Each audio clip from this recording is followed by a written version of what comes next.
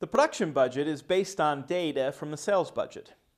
We need to know what the demand for our products will be before we know how many we're going to produce. You can see that the production budget is the second budget completed in the master budget process. In the simplest format, units to be produced would just equal our sales volume. But a more common format would be to factor beginning and ending inventory into the calculations.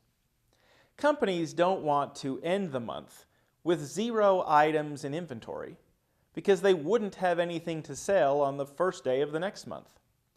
So the production budget is sales volume plus desired ending inventory, and that equals the production needs. From that, we subtract the beginning inventory to arrive at the units needed to be produced. So let's assume that 10% of the next quarter's sales needs to be on hand at the end of the quarter. So the desired ending inventory is 10% of the next quarter's sales and added to the current quarter's sales volume to arrive at production needs.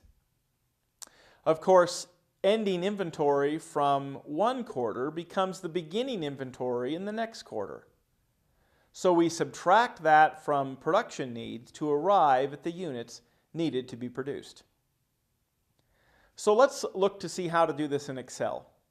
Notice the column letters and the row numbers. We will reference this as we build this budget in Excel. Here we have both the sales budget and the production budget. We start by linking the two budgets together.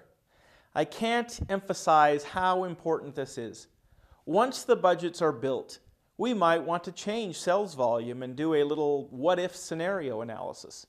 What a pain it would be if we had to go into every budget and make changes. So when budgets are linked together, the analysis is a snap. So here I've linked the sales and the production budget to the sales volume in the sales budget.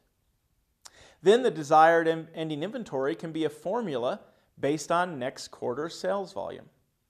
Beginning inventory can be a cell linked to the prior month's ending inventory. And finally, some of the numbers I've just assumed because I want to keep the examples straightforward.